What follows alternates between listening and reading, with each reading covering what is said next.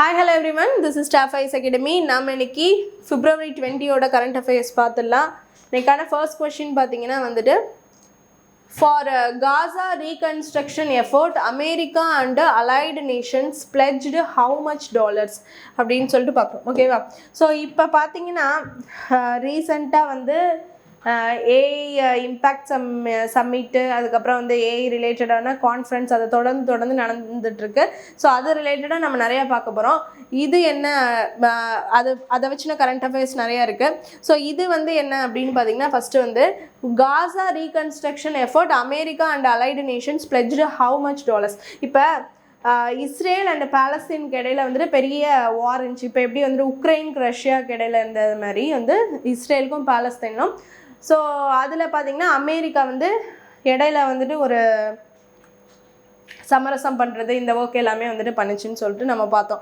So Israel வந்துட்டு பயங்கரமாக வந்து அமெரிக்காவுக்கு they are supporting and America also supporting Israel அப்படின்னு சொல்லிட்டு பார்க்குறோம். பாலஸ்தீன் வந்து பார்த்திங்கன்னா இஸ்ரேலுக்கு அகெயின்ஸ்டாக வந்து ஃபைட் பண்ணுச்சு. ஸோ இப்போ பார்த்தீங்கன்னா இந்த மெடிட்டேரியன் ரீஜன் அப்படின்னு சொல்லக்கூடிய ஒரு சென்ட்ரல் பார்ட்டில் தான் இந்த பாலஸ்தீன் காசா அப்படின்னு சொல்லிட்டு இருக்கக்கூடியது. ஸோ இது என்ன ஆச்சு பார்த்தீங்கன்னா நிறையா இந்த வாரோட இம்பேக்டில் வந்து நிறையா வந்து ஸ்பாயில் ஆகிடுச்சு. ஸோ காசாவுக்கு வந்துட்டு போர்ட் ஆஃப் பீஸ் அப்படின்னு சொல்லிட்டு யூஎனுக்கு ஆல்டர்னேட்டிவாக ஒரு அமைப்பை வந்து ஆர்கனைசேஷனை வந்துட்டு அமெரிக்கா வந்து தொடங்குச்சு. சரியா? ஒரு அமைதிக்கான ஒரு இது போர்டு அப்படின்னு சொல்லிட்டு போர்ட் ஆஃப் பீஸ் அப்படின்னு ஆரம்பித்தாங்க. அதில் வந்துட்டு நிறைய நேஷன்ஸ் இப்போ போய் கலந்துருக்கு அண்ட் ஆல்சோ அதில் இஸ்ரேலும் இருக்குது. ஸோ என்ன பண்ணுறாங்க, இந்த போர்ட் ஆஃப் பீஸ் மூலிமா வந்துட்டு காசாவில் ரீகன்ஸ்ட்ரக்ஷன் ஒர்க் பண்ண போகிறாங்க. அதுக்கு வந்து எவ்வளோ டாலர்ஸ் வந்துட்டு America and allied Nations are going to give அப்படின்னு சொல்லிட்டு பார்த்தீங்கன்னா வந்து 1700 crore வந்துட்டு அவங்க கொடுக்குறாங்க ஃபார் தி காசா ரீகன்ஸ்ட்ரக்ஷன் அப்படின்னு சொல்லிட்டு நம்ம பார்க்குறோம். ஓகேவா? சரி, explanation 1700 crore. First meeting of the peace coalition, the first advisory meeting of the peace coalition was held in the Washington, America ன்னு சொல்லிட்டு பார்க்குறோம். Leaders from several countries participate பண்ணியிருக்காங்க. For Gaza reconstruction efforts America and allied nations pledged $1700 crore, approximately 1.55 lakhs crores இந்தியாவோட மதிப்பில் பார்த்தீங்கன்னா வந்துட்டு 1.55 lakh crore அப்படின்னு சொல்லிட்டு நம்ம பார்க்குறோம். ஸோ $1700 crore இன் டாலரில் பார்க்குறோம். ஓகேவா? ஸோ இது கொடுத்து உதவி பண்ணியிருக்காங்க. எந்தெந்த கண்ட்ரீஸ் ஆர் இன்வால்வ்டு இதில் ஆயிருக்கு இந்த ரீகன்ஸ்ட்ரக்ஷன் ஒர்க் ஆஃப் காசாலன்னு பார்த்தீங்கன்னா Indonesia, Morocco, Kazakhstan, Albania, Kosovo அப்படின்னு சொல்லக்கூடியது எல்லாமே வந்து இந்த ரீகன்ஸ்ட்ரக்ஷன் ஒர்க்கில் வந்துட்டு ரொம்ப அவங்களுடைய கான்ட்ரிபியூஷனை செலுத்தியிருக்காங்க அப்படின்னு சொல்லிட்டு பார்க்குறோம். ஓகேவா? சரி, நெக்ஸ்ட் கொஸ்டின் என்ன, investment of ₹10 lakh crore in the AI sector over the next how many years? So இது வந்து யார் சொல்லியிருக்கா அப்படின்னு சொல்லிட்டு பார்த்தீங்கன்னா வந்துட்டு நம்மளுடைய வந்து ரிலையன்ஸ் இண்டஸ்ட்ரீஸோட ஓனர் முகேஷ் அம்பானி சொல்லியிருக்காரு. என்ன அப்படின்னு பார்த்தீங்கன்னா ஏஐயை வந்துட்டு டெவலப் பண்ணுறதுல, ஏஐயை வந்துட்டு இன்னும் அந்த இன்ஃப்ராஸ்ட்ரக்சரை வந்துட்டு இன்னும் நல்லா கொண்டு வரதுல பார்த்தீங்கன்னா வந்து எங்களுடைய பங்களிப்பை வந்து நெக்ஸ்ட் 7 years வரைக்கும் நாங்கள் கொடுக்க போகிறோம் அப்படின்னு சொல்லியிருக்காங்க. ஓகேவா? ஸோ அதை தான் நம்ம இங்கே பார்க்குறோம். நெக்ஸ்ட் 7 years இதோட எக்ஸ்பிளனேஷனை நம்ம பார்க்கலாம். என்னென்னா, investment announcements, Reliance Industries chairman Mukesh Ambani announced an investment of ₹10 lakh crore in the AI sector over the next 7 years. Next 7 yearsக்கு நாங்கள் அதோட ஏஐக்கான இன்வெஸ்ட்மெண்ட் எல்லாமே பண்ண போகிறோம். எவ்வளோ 10 lakh crore பண்ணுறாங்க அப்படின்னு சொல்லிட்டு நம்ம பார்க்குறோம். 10 lakh crore in the next 7 years. Okay. Large scale advanced data centers and AI infrastructures will be developed in Jamnagar, Gujarat. Jamnagar, Gujaratல பார்த்தீங்கன்னா AI இன்ஃப்ராஸ்ட்ரக்சரை நாங்கள் வந்து டெவலப் பண்ணுறோம்.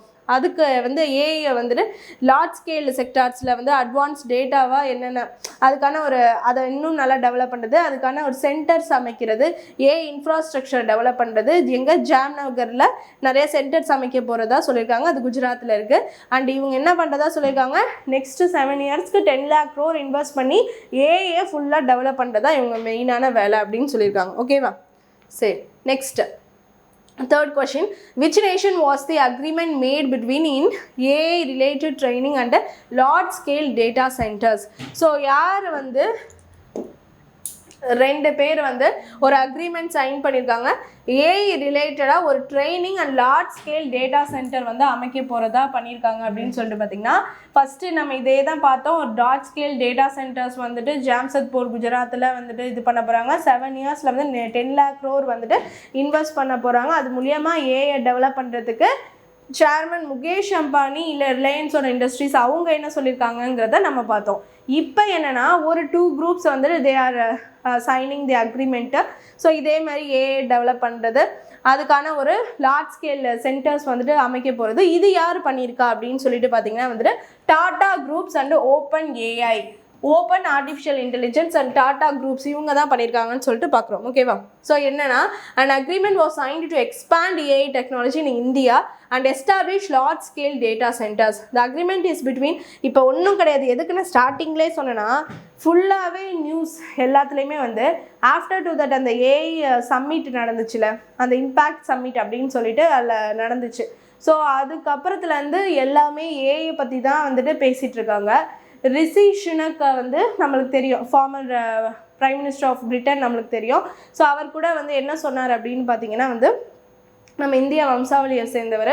ஸோ அவர் என்ன சொல்லியிருக்காருன்னா, ஏஐ வச்சு நம்ம என்ன வேணாலும் யூஸ் பண்ணலாம், என்ன வேணாலும் பண்ணலாங்கிற ஒரு இதுக்கு தான் நம்ம எல்லாம் பேசிகிட்டு இருக்கோம். பட் டெல்லியோட ஒரு டிராஃபிக்கை வந்து நம்மளால் கண்ட்ரோல் பண்ண முடியுமா அப்படின்னு சொல்லிட்டு அந்த மாதிரி சொல்லியிருக்காரு. இதுலேருந்து என்ன தெரியுது, சில ஒர்க்ஸை வந்துட்டு என்னதான் ஏஐ எல்லாம் கொடுத்தாலும் மேனுவலாக சில ஒர்க்ஸ் பண்ணாதான் இது பண்ண முடியும் அப்படிங்கிறத அவங்களே சொல்கிறாங்க. ஓகேவா? என்னதான் even though what are the developments going on through ஏஐனாலும் நமக்கு வந்து இது மேனுவலாக சில இதை நம்ம இப்போ வந்து ஏஐயில் போட்டு பார்க்குறதுக்குனாச்சும் ஒரு ஆள் வேணும்ல. ஸோ அந்த மாதிரி வந்து ஒரு ஆள் இருந்தால் தானே பண்ண முடியும் அப்படின்னு சொல்லிட்டும் இருக்குது. ஸோ அதனால் வந்து இது என்னெல்லாம் டெவலப் பண்ணுறாங்க அண்ட் ஆல்சோ அது வழியாக என்ன கோ த்ரூ பண்ணுறது நம்ம வந்து ஏஐ ரிலேட்டடாக பார்த்து வச்சுட்டே இருக்கணும். அப்படிங்கிறதுனால தான் இவ்வளோ கரண்ட் அஃபேர்ஸ் எனக்கு இருக்குது. So an agreement was signed to expand AI technology in India and establish large scale data centers. The agreement is between the Tata Group and OpenAI. AI related training and software tools will be provided free of cost to 10 crore Indian youth. 10 crore Indian youthக்கு என்ன பண்ண போகிறாங்க, இது மூலியமாக அந்த AI டூல்ஸை வந்து ஃப்ரீயாக கொடுக்குறாங்க அப்படின்னு சொல்லிட்டு நம்ம பார்க்குறோம். ஃப்ரீ ஆஃப் காஸ்ட் வந்து ஏஐ ட்ரைனிங்கும் கொடுக்குறாங்க, சாஃப்ட்வேர் டூல்ஸும் வந்துட்டு ஃப்ரீயாக கொடுக்குறாங்க. 10 crore இந்தியன் யூத்துக்கு Tata groups and OpenAI சேர்ந்து கொடுக்குறாங்கன்னு சொல்லிட்டு நம்ம இங்கே பார்க்குறோம். ஓகே, சரி, நெக்ஸ்ட் இது என்னென்னா வந்து ஸ்ரீதா சுரக்ஷா. ஓகேவா?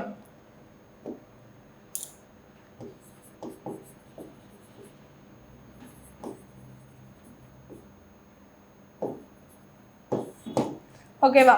ஸோ ஸ்ரீதி சுரக்ஷா அப்படின்னு சொல்லக்கூடிய ஸ்கீம் வந்துட்டு focusing on the which age குரூப்ஸ்னால் இது கேரளாவில் கொண்டு வரப்பட்ட ஒரு ஸ்கீம் அப்படின்னு சொல்லிட்டு பார்க்குறோம். It's only for the unemployed woman, வேலைக்கு போகாமல் இருக்கக்கூடிய அந்த குடும்பத்தில் ஒரு தலைவியாக இருந்து அவங்க வந்துட்டு ஒர்க் எதுவும் போகாமல் இருக்க அவங்களுக்கு வந்து அசிஸ்ட் பண்ணுறதாகவும் அண்ட் கைவிடப்பட்ட சொசைட்டியில் கைவிடப்பட்ட திருநங்கைகளுக்காகவும் வந்துட்டு மாதம் வந்து 1000 rupees அசிஸ்ட் பண்ணுறாங்க கவர்மெண்ட். கேரளா வந்துட்டு புதுசாக இப்போ கொண்டு வந்திருக்காங்க.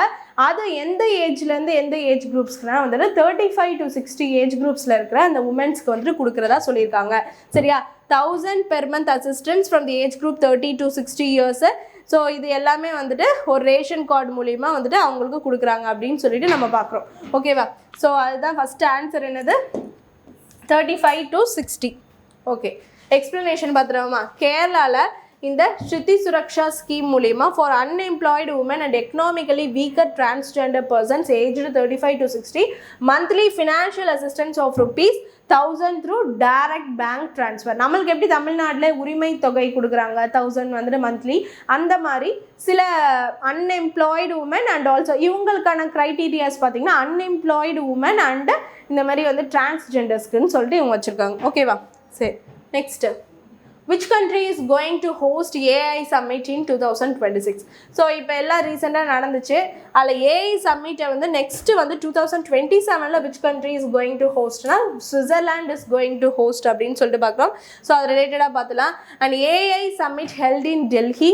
Prime Minister Narendra Modi announced a 5-point action plan for AI usage in India.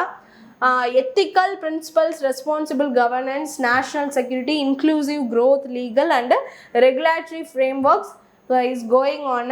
Switzerland வந்து will host the 2027 AI summit அப்படின்னு சொல்லிட்டு நம்ம பார்க்குறோம். ஓகேவா? இப்போ வந்து ஒரு 5-point action plan இப்போ வந்து ஏஐக்கு யூசேஜாக இந்தியாவில் வந்துட்டு அனௌன்ஸ் பண்ணியிருக்காங்க. Ethical principles, responsible governance, national security, inclusive growth, legal and regulatory frame works இது எல்லாமே ஏஐ ரிலேட்டடாக பண்ணியிருக்காங்க. என்னன்னா டெவலப் ஆனாலும் அதுக்கான safety and security is important. So அது ஃப்ரேம் ஒர்க்ஸ் எல்லாமே அது ரிலேட்டடாக எல்லாமே டெவலப் ஆனாலும் கரெக்டாக அதுவும் சேர்ந்து ஒரு ரெஸ்பான்சிபிளாக நம்ம பண்ணணும் அப்படிங்கிறதா it's a frame work. Switzerland will hostingகிறது 2027. Okay, say next.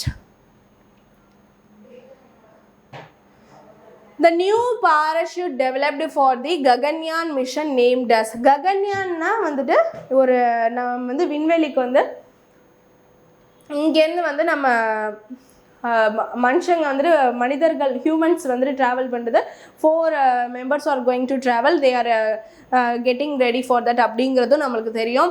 So அப்படி இருக்கப்ப அந்த ககன்யான் மிஷனில் வந்துட்டு பார்த்தீங்கன்னா வந்துட்டு ஒரு கீழே வரப்போ அந்த பேராஷூட் அவங்க ஹேண்டில் பண்ணுறதுக்கு என்ன பேராஷூட் தே இன்க்ளூடட் அப்படின்னு சொல்லிட்டு பார்த்தீங்கன்னா இந்த ட்ரோப் பேராஷூட் அப்படின்னு சொல்லக்கூடிய இந்த பேராஷூட் தான் இன்க்ளூட் பண்ணியிருக்காங்க. இட்ஸ் வந்துட்டு very small type of parachute. அப்புறம் வந்து ரொம்ப எப்படி சொல்கிறது கரெக்டாக அந்த ஸ்பீட் மெயின்டைன் அண்ட் கண்ட்ரோல் இதை வந்து கரெக்டாக பண்ணும் அப்படின்னு சொல்லியிருக்காங்க. இட்ஸ் அ ட்ரோப் பேராஷூட் அப்படின்னு சொல்லியிருக்காங்க. அதை பற்றி பார்க்கலாம்.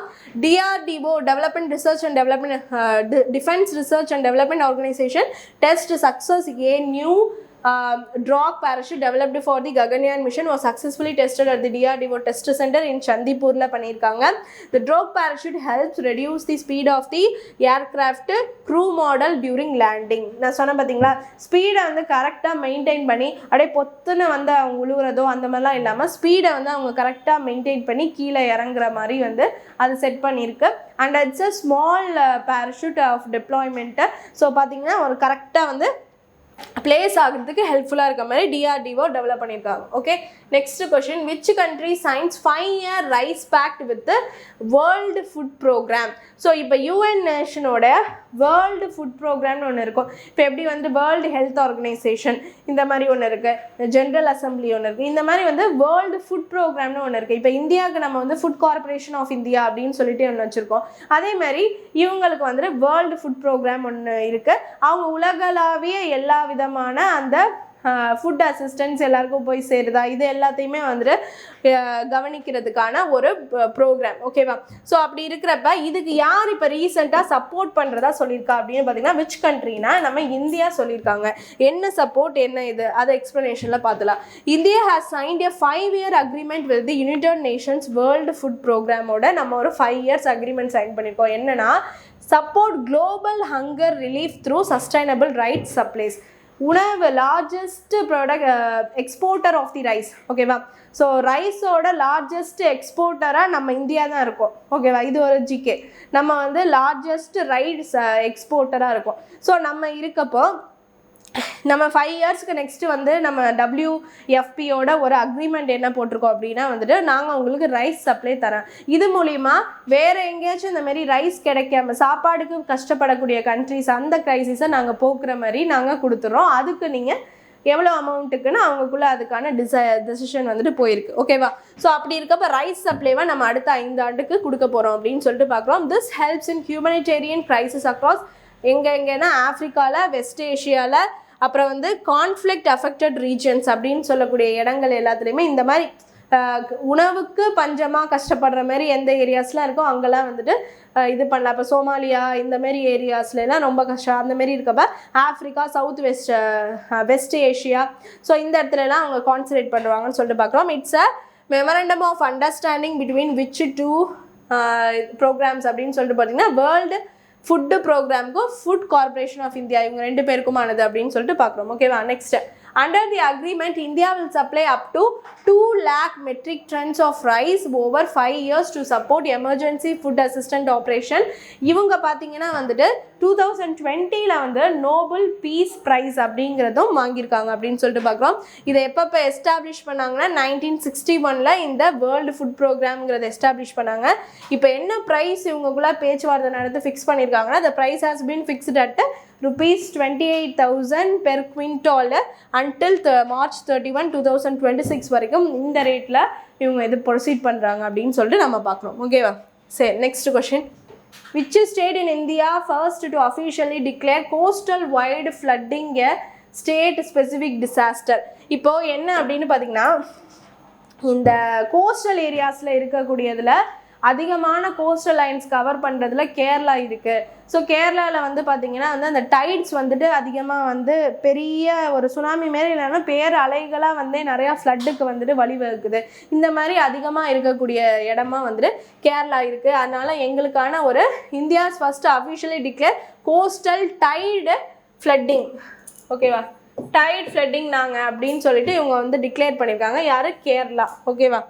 சரி, என்னன்னா Kerala is the first Indian state to officially declare coastal tide. இது okay, coastal tide flooding a state specific disaster due to recurring severe impacts along its 590 kilometre coastal லைனை ஃபுல்லாக கவர் பண்ணுது. எக்ஸப்ஷனாக ஆலப்புழாவும் எர்ணாகுளம் தான் வந்து பார்த்திங்கன்னா, ஏன்னா இந்த பிளேஸ் ஃபுல் ஆஃப் பேக் வாட்டர்ஸாக தான் இது இருக்கும், ஆலப்புழா எர்ணாகுளம்ஸ்லாம்.